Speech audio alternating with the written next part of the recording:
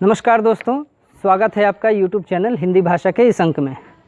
दोस्तों, आज हम प्रेमचंद के उपन्यास सेवा सदन को लेकर थोड़ी सी बातचीत करेंगे।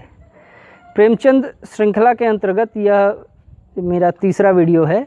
इसके पहले हमने 2 और वीडियो बनाए थे, एक प्रेमचंद के बचपन को लेकर और दूसरा जो था वो उनके शुरुआती लेखन को लेकर के था। तो आज हम बात करेंगे प्रेमचंद के पहले महान उपन्यास सेवा सदन के बारे में। तो सेवा सदन की रचना प्रेमचंद ने 1916-17 में की थी और ये 1918 में पब्लिश हुआ था, प्रकाशित हुआ था। वास्तव में ये जो सेवा सदन उपन्यास है, इसे उन्होंने उर्दू भाषा में लिखा था और एकदम बहुत पहले, एकदम शुरुआती दौर में ही उन्होंने इसकी रचना की थी बाज़ारे हुस्न के नाम से। किंतु बाद में इन्होंने इसको हिंदी में पुनः जब लिखा, हिंदी में इसका रूपांतरण किया, तो उन्होंने सेवा सदन के रूप में इसे प्रकाशित किया 1918 में। तो जब वो रचना कर रहे थे इसकी, मतलब सेवा सदन को जब वो हिंदी रूपांतरित कर रहे थे, तो उस कथा के उठान को देखकर ही उन्हें ये विश्वास हो गया कि अब वे नॉवेल यानी उपन्यास रचना में सफल हो जाएंगे। और इसका जिक्र भी उन्होंने अपने एक मित्र से किया। एक पत्र में उन्होंने अपने मित्र को बताया कि इस कथा के उठान को देखकर मुझे लग रहा है कि इस बार मैं नॉवेल नवीसी में ज़रूर कामयाब हो जाऊंगा। तो सेवा सदन को, जैसा कि अभी थोड़ी देर पहले मैंने कहा, कि एक महान उपन्यास माना जाता है। प्रेमचंद का पहला महान उपन्यास है सेवा सदन। तो इसकी महानता को जानने के लिए हमें इसकी तुलना जो है इसके पूर्व के उपन्यासों से करनी होगी। पूर्व के जो उपन्यासकार रहे हैं, यानी प्रेमचंद के पूर्व हिंदी उर्दू कथा साहित्य में किस तरह की चीज़ें थीं। तो प्रेमचंद से पूर्व जो उपन्यास या कथा साहित्य जो था हिंदी या उर्दू का, तो वहाँ 2 तरह के उपन्यासों का बोलबाला था। एक हिंदी में जो था वो चंद्रकांता उपन्यास एक व्यापक पैमाने पर पढ़ा जाता था, इसके पाठकों की संख्या लाखों में थी। और दूसरी तरफ उर्दू भाषा में तिलिस्म होशरूबा तरह की रचनाएं जो थी, ये बहुत ही व्यापक तौर पर पढ़ी जाती थी। स्वयं प्रेमचंद ने इस उपन्यास को अपने किशोरावस्था में पढ़ा था। इसके सारे खंडों को उन्होंने पढ़ा था। तो ये इस तरह से जो है व्यापक रूप से प्रचलित थे। किंतु ये किस तरह के उपन्यास थे? चंद्रकांता या तिलिस्म होशरूबा ये जासूसी, अय्यारी, तिलिस्मी जो प्रतिनिधि जो हैं उपन्यासों की कोटियाँ, इस तरह के उपन्यासों की कोटि में आते हैं। चंद्रकांता और तिलिस्म ए होशरूबा ये मुख्यतः आपके अय्यारी और तिलिस्मी उपन्यास थे, जिसमें जो है साधारण जो लोग हैं, जनता है, उनके दुख, तकलीफ़, कष्ट, समस्याएं, पीड़ाएं नहीं दिखाई देती हैं। इसमें नकली समस्याएं दिखती हैं, नकली लड़ाइयाँ लड़ी जाती हैं, नकली जीवन जीते हुए जो है दिखाया गया है पात्रों को। और इस तरह से जादुई सम्मोहन के रूप में उसको प्रस्तुत किया गया है कि पाठकों को वो बांध लेती हैं। पाठक उसके प्रवाह में, उस कथा के प्रवाह में बह जाता है। वो कुछ सोचता नहीं है, वो एक तरह से अपने वर्तमान जीवन के दुख तकलीफ़ों को भूल जाता है। लेकिन ये जो कहानियाँ हैं, ये जो उपन्यास हैं, ये उपन्यास, इनकी कहानियाँ ये वास्तव जीवन से संबंध नहीं रखती हैं। लेकिन लोगों पर इसका इतना नशा था। एक वाक़या बताऊं मैं चंद्रकांता को लेकर के। चंद्रकांता जब बाबू देवकीनंदन खत्री ने इसको लिखा, तो ये इतना पॉपुलर हुआ कि जो लोग हिंदी नहीं जानते थे, हिंदी भाषी नहीं थे जो लोग, इस उपन्यास को पढ़ने के लिए उन्होंने हिंदी सीखी थी। तो इस तरह से ये लोकप्रिय हुआ। आगे चलकर इस पर सीरियल भी बना टीवी पर, चंद्रकांता, इसी नाम से, चंद्रकांता नाम से। तो इस तरह के उपन्यास क्या है, लोगों को सुलाते थे। सुलाना मतलब यानी लोगों के भीतर से जागरूकता वाली जो बातें होती हैं, जागरूकता को ख़त्म करते थे। वो गहरी नींद में सुला देते थे। सामाजिक समस्याओं और जो देश की जो समस्याएं हैं, उन समस्याओं से इसका कोई संबंध नहीं था। लोग जो है इस जादुई लोक में ही खोए रहते थे। प्रेमचंद ने लोगों को इस जादू के लोक से, इस जादुई लोक से बाहर निकालकर यथार्थ की भूमि पर लाया। ये जो चंद्रकांता और तिलिस्म होशरुबा के जो लाखों पाठक थे, इन लाखों पाठकों को प्रेमचंद ने सेवा सदन का पाठक बनाया।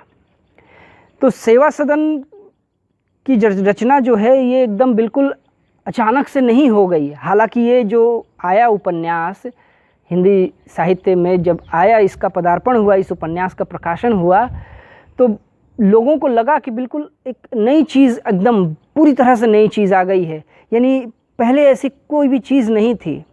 लेकिन डॉक्टर रामविलास शर्मा प्रेमचंद और उनका युग पुस्तक में कहते हैं कि ऐसा नहीं था कि सेवा सदन से पहले हिंदी कथा साहित्य में या हिंदी साहित्य में, कथा साहित्य को अगर रखें दरकिनार भी, तो हिंदी साहित्य में कुछ नहीं था, ऐसा नहीं था। भारतेंदु युग में स्वयं भारतेंदु हरिश्चंद्र या फिर उनके जो मंडल में लोग थे, भारतेंदु मंडल के जो लेखक थे, उन लोगों ने उच्च कोटि के नाटक और निबंधों की रचना की थी, जिसमें उन्होंने समाज को लाया था। समाज के समस्याओं को लेकर के, राष्ट्रीय समस्याओं को लेकर के उन्होंने बहुत ही अच्छे निबंध और नाटक लिखे थे। किंतु उस युग में भी, उस समय भी सामाजिक समस्याओं को लेकर के अच्छे उपन्यासों की बहुत कमी थी, और यह कमी स्वयं भारतेंदु हरिश्चंद्र को भी खलती थी। और इसका जिक्र भी उन्होंने किया, भारतेंदु ने अपने सहयोगियों से इसका जिक्र किया। उन्होंने कहा कि हमारी भाषा में नाटक और निबंध तो अच्छे बन गए हैं, हो गए हैं, बहुत काफ़ी सारे अच्छे निबंध और नाटक हो गए हैं, किंतु अच्छे उपन्यासों की बहुत कमी है। और उन्होंने ये अपील भी की थी, अनुरोध भी किया था अपने सहयोगियों से कि वे सामाजिक उपन्यासों को लिखने पर थोड़ा ध्यान दें। तो ये उस समय का था। और प्रेमचंद का जो कथा साहित्य है, प्रेमचंद के कथा साहित्य के जो विषय हैं, उन विषयों को, उसकी शैली को, प्रेमचंद जिस शैली में जो व्यंग्यात्मकता जो उनके उपन्यासों में देखने को मिलता है, हमें व्यंग जिस प्रकार से करते हैं, उसका संबंध रामविलास शर्मा, डॉक्टर रामविलास शर्मा जोड़ते हैं भारतेंदु और भारतेंदु काल के अन्य लेखकों के साथ। वहाँ से वो उसका संबंध जोड़ते हैं और इसी आधार पर वे प्रेमचंद को भारतेंदु हरिश्चंद्र का सच्चा प्रतिनिधि मानते हैं, प्रेमचंद को। तो ये जो राष्ट्रीय समस्याएं, सामाजिक समस्याओं को लेकर के जो दृष्टि भारतेंदु और उनके मंडल के जो सहयोगियों में, उनके सहयोगियों में थी, वो दृष्टि जो है प्रेमचंद में हमें दिखाई देती है। हालांकि कथा साहित्य में वो दृष्टि उतनी व्यापक रूप में नहीं दिखाई पड़ती थी, लेकिन उसका भी हल्का प्रतिबिंब हमें देखने को मिलता है। ये आपके जो है लाला श्रीनिवास दास का उपन्यास जो है परीक्षा गुरु, या फिर बालकृष्ण भट्ट का 100 अजान एक सुजान, वहाँ भी हमें इसका थोड़ा रूप, हमें उसकी झलक हमें मिलती है। तो इन दोनों कथाकारों ने अपने इन उपन्यासों में जो पुरानी जो शैली थी कथा कहने की, उस पुरानी कथा कहने की शैली को उन्होंने त्याग दिया था, छोड़ दिया था। और भाषा की दृष्टि से, चरित्र चित्रण की दृष्टि से भी उनमें काफ़ी स्वाभाविकता हमें दिखाई देती है। किंतु एक चीज़ जो थी वो बहुत ही अखरती है उनके उपन्यासों में, यानी परीक्षा गुरु और 100 अजान एक सुजान में। वो चीज़ है कि वहाँ उपदेश जो है इस तरह से हावी हो गए हैं कथा पर कि कथा दब गई है। लंबे लंबे उपदेशों से भर दिया गया है उपन्यासों को, इतने इस तरह से उपदेश उसमें दिए गए हैं कि वो कथा बोझिल हो जाती है। प्रेमचंद इस बात को बहुत अच्छी तरह से वो समझते थे, इसलिए उन्होंने अपने उपन्यासों में उपदेश नहीं दिए हैं, उन्होंने समस्या का चित्रण किया है। समस्या के एक एक परत को उन्होंने उघाड़ कर, खोल कर सामने रख दिया है। अलग अलग कोणों से समस्याओं की उन्होंने छानबीन की है, और उस समस्या के पीछे जो जिम्मेदार हैं लोग, या फिर जो तबका जिम्मेदार है, जो तबका जिम्मेदार है, उन सारे तबकों को, उन सारे लोगों को उन्होंने कटघरे में लाकर खड़ा कर दिया है। तो ये प्रेमचंद की विशेषता है, और समस्या के चित्रण में प्रेमचंद का कोई सानी नहीं है। जिस तरह से वो समस्या को चित्रित करते हैं, वो समस्या को जो है उस समस्या के चित्रण में इस तरह से प्राण प्रतिष्ठा करते हैं कि वो लाखों करोड़ों जो पाठक हैं उनके हृदय के साथ वो समस्या जुड़ जाती है। उन्हें ये एहसास होता है कि ये सच में ये उनकी समस्या है। हाँ, इसके पीछे जो है वास्तविक रूप से वो समस्या विद्यमान थी। तो ये प्रेमचंद का जो है अंतर है अपने पूर्व के कथाकारों से। एक तरफ उन्होंने चंद्रकांता और तिलिस्म होशरुबा के जो लाखों पाठक थे उनको सेवा सदन का पाठक बनाया, ये तो एक उनकी बहुत बड़ी सफलता थी ही, लेकिन साथ साथ उनका एक और भी बहुत महत्वपूर्ण काम था। उन्होंने चंद्रकांता जैसे उपन्यासों में लोगों की अरुचि भी पैदा की। यानी जो लोग चंद्रकांता की तरह के उपन्यासों को पढ़ने में रुचि लिया करते थे, जिनको इस तरह के अयारी या तिलिस्मी उपन्यासों को पढ़ने में बहुत आनंद आता था और उसी में वो खोए रहते थे, उनकी उस रुचि का परिष्कार किया। साहित्य केवल जो है वो समाज का आईना सिर्फ इसलिए ही नहीं होता है कि समाज में जो जैसा है वही दिखाता है, बल्कि एक साहित्यकार का एक भी दायित्व होता है कि वो रुचि का परिष्कार करे।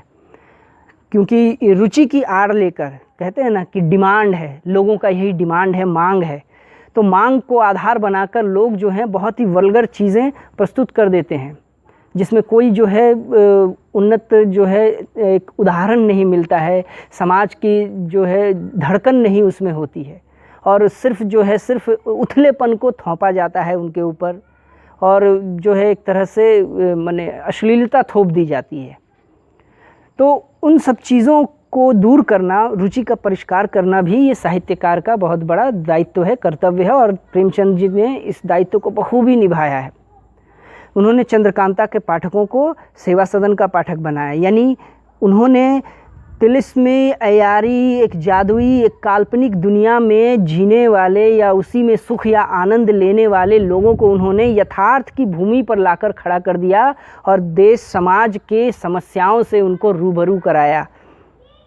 वो जो एक पर्दा उनके ऊपर पड़ा हुआ था, जो एक जादुई दुनिया का, ख्यालों की दुनिया का, ख्याली पुलाव बनाने वाला, या फिर जो है काल्पनिक लोक हवाई किले जो वो गढ़ा करते थे, उसको प्रेमचंद जी ने ढहा दिया है और दिखाया है अपने उपन्यासों में। ये समाज का, ये हमारे समाज का वास्तविक चित्र है, और लोगों ने उसमें बाद में रुचि भी ली है।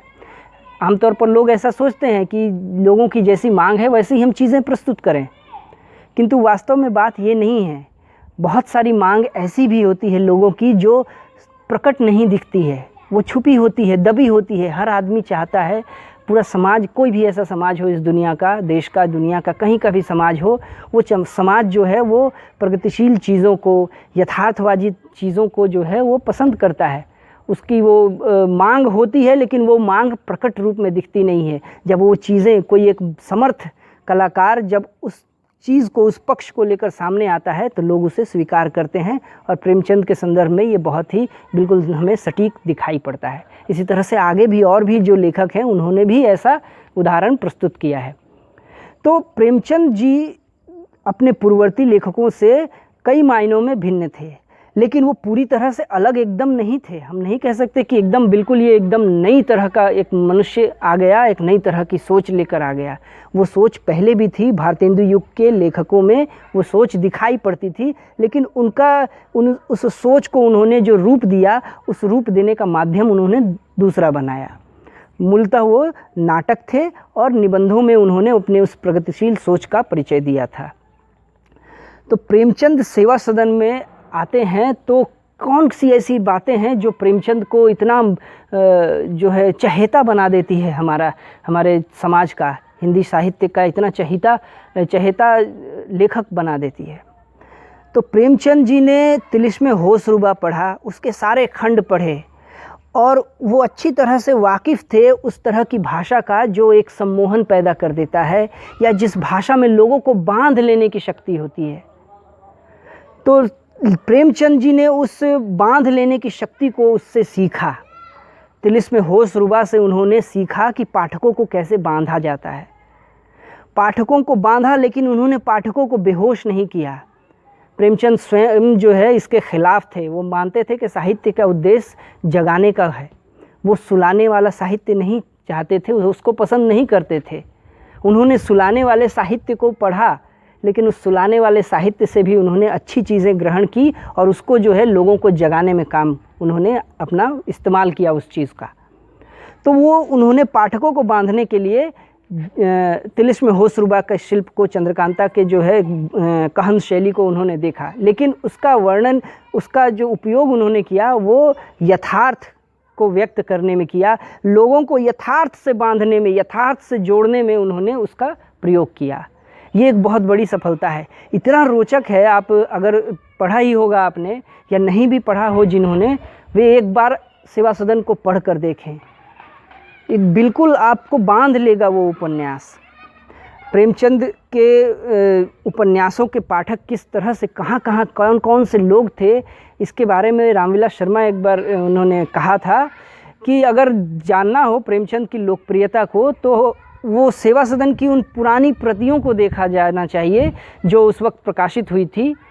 उनके पन्नों के, उसके पृष्ठों की हालत इतनी खस्ता हो गई है। गेट के जो दरबान होते थे, जो लाठियों पर तेल लगाया करते थे, या घर की गृहिणियाँ होती थीं, उन लोगों द्वारा पृष्ठों के पलटने पढ़ने से वो पृष्ठ जो हैं वो इतने खस्ता हालत में पहुंच गए हैं। उसके पृष्ठों पर जो है सब्जियों मसालों के दाग भी हमें देखने को मिलते हैं। तो इस तरह से उन्होंने जो है उसका उपयोग किया तिलिस्म होशरुबा के उस तरह के कहन शैली का, उसके विशेषता जो है वो बांधने वाली शैली का। तो प्रेमचंद की ये बहुत बड़ी विशेषता थी इसमें।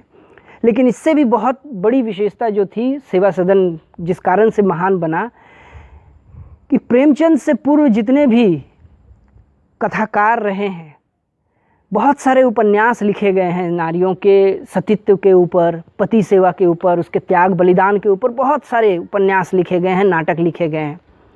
लेकिन नारियों की पराधीनता, उनकी विवशता, उनकी निस्सहायता, उनके साथ पशुओं और दासों जैसा व्यवहार जो किया जाता है, उस पर कहाँ कितने उपन्यास थे। प्रेमचंद के पूर्व तो बिल्कुल कहा जा सकता है नहीं थे वे। प्रेमचंद के बाद बहुत कम लोगों ने लिखा है, और प्रेमचंद के पूर्व तो थे ही नहीं कह सकते हम। तो प्रेमचंद ने सेवा सदन में नारी की पराधीनता को फोकस किया था। पूरा उपन्यास अगर हम उसको गौर से देखें तो उस उपन्यास में हमें स्त्री के पराधीनता, समाज के अलग अलग तबके, विभिन्न वर्ग किस किस तरह से, किन किन माध्यमों से, साधनों से स्त्री को पराधीन बनाए रखने की कोशिश करते हैं। और इसके कई सारे स्तर जो हैं प्रेमचंद जी ने इस सेवा सदन उपन्यास में व्यक्त किए हैं, उसको सामने रखा है। न केवल यही, बल्कि जो लोग जो हैं किस तरह से दो मुँहे सांप की तरह, उनके हाथी के दांत की तरह, एक दिखाने के खाने के, और एक तरफ जो है वो लोगों से कहते हैं, प्रगतिशील होने की बात करते हैं, दहेज के बारे में, दहेज के खिलाफ़ हैं, या इसी तरह से और वेश्यावृत्ति के खिलाफ़ हैं, इस तरह के, किंतु जो है अप्रत्यक्ष रूप से वे उसका पोषण करते हैं। इस चीज़ को भी दिखाया गया है। प्रेमचंद ने इस उपन्यास में ऐसे सारे जो लोग जो अपने चेहरे पर नकाब रखते हैं और अप्रत्यक्ष रूप से जो है स्त्रियों की पराधीनता को पोषित करते हैं, उनके चेहरे से नकाब खींचकर सामने ला दिया है। इसके कई सारे जो हैं ऐसी घटनाएं, कई सारे ऐसे वाक्य हैं, संवाद हैं, इतने प्रभावशाली हैं कि जो है बहुत आश्चर्य होता है कि प्रेमचंद उस समय में वो इस तरह की किस तरह से लिख पाते थे ऐसा। सेवा सदन की जो शुरुआत ही होती है, उसके शुरुआती वाक्य को ही देखें तो आपको एकदम बहुत ही लगेगा कि ये बिल्कुल कंटेम्प्रेरी है, अभी के युग में बैठकर लिखा जा रहा है। शुरुआत ही होती है उसकी कि लोग जो हैं और जो दूसरे लोग अपनी जो है बुराइयों पर पछताते हैं, उनको पश्चाताप होता है कि उन्होंने ये गलत काम कर दिया, बुराइयों पर कर दिया। लेकिन जो दारोगा कृष्णचंद्र हैं, यानी जो इस उपन्यास की जो मुख्य नायिका है सुमन, उसके पिता, तो वो कहते हैं कि लेकिन दारोगा कृष्णचंद्र अपनी अच्छाइयों पर पश्चाताप कर रहे हैं, पछता रहे हैं। तो ये कितना यथार्थवादी वाक्य है कि लोगों को बुराइयों के लिए पछताते हुए, बहुत ही अब उस तरह से नहीं है। ये एक आदर्श की दुनिया थी जिसमें कहा जाता था कि बुरे काम करेंगे हम तो हमें पछताना पड़ेगा, इस तरह की बातें होती थी। लेकिन हम देखते हैं कि बुरे काम करने वाले फलते फूलते हैं, लेकिन अच्छाइयों पर पछताने वाले लोग हमें आसपास बहुत सारे मिल जाएंगे, जिन्होंने कुछ अच्छा किया है और उसका परिणाम उन्हें बुरा भुगतना पड़ रहा है। तो इसमें भी जो दारोगा कृष्णचंद्र हैं वो सारी ज़िंदगी जो है अच्छाई उन्होंने की। उन्होंने पुलिस अफसर के पद पर रहते हुए भी कभी रिश्वत नहीं लिया, अपना काम ईमानदारी से किया, लेकिन आज उनको वो पछतावा होता है। क्यों? इतने पुलिस के पद पर रहकर वो बहुत धन कमा सकते थे, धन की कोई कमी नहीं थी। जब उनकी बेटी सुमन बड़ी हो जाती है तो उसके विवाह के लिए जब वो लड़के तलाश करते हैं तो उन्हें बहुत भयंकर निराशा होती है कि समाज तो जो है पैसे का पूजक है, धन देखता है समाज। लड़की में जो सबसे पहला गुण वो देखता है कि जब रिश्ते ढूंढने जाता है, रिश्ता तलाशता है अपने लड़कों के लिए, तो लड़की में जो पहला गुण देखता है वो होता है कि उसका धन कितना मिलेगा।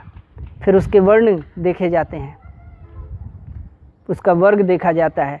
तो इस तरह से चीज़ें देखी जाती हैं, तो उनको ये पश्चाताप होता है। इस तरह से और बहुत सारी चीज़ें जो हैं सेवा सदन उपन्यास में, ऐसे बहुत से संवाद ऐसे हैं जो कह सकते हैं हम अमर संवाद हैं, प्रेमचंद ने उनकी रचना की है।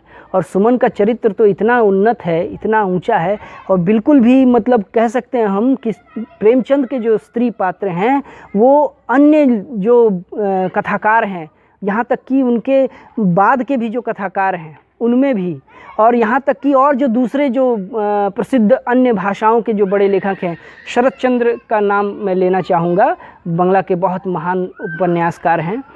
तो शरत चंद्र के उपन्यासों की जो स्त्रियां होती हैं वे अपने नियति को एक तरह से स्वीकार करती हैं, दुख झेलती जाती हैं, लेकिन कभी भी विरोध की आवाज़ नहीं बन सकती हैं। वो घुट घुट कर ही उनका जीवन खत्म हो जाता है। किंतु प्रेमचंद की नारी जो है वो अन्याय सहन करना नहीं जानती, वो अन्याय के खिलाफ आवाज़ उठाती है, उससे लड़ती है।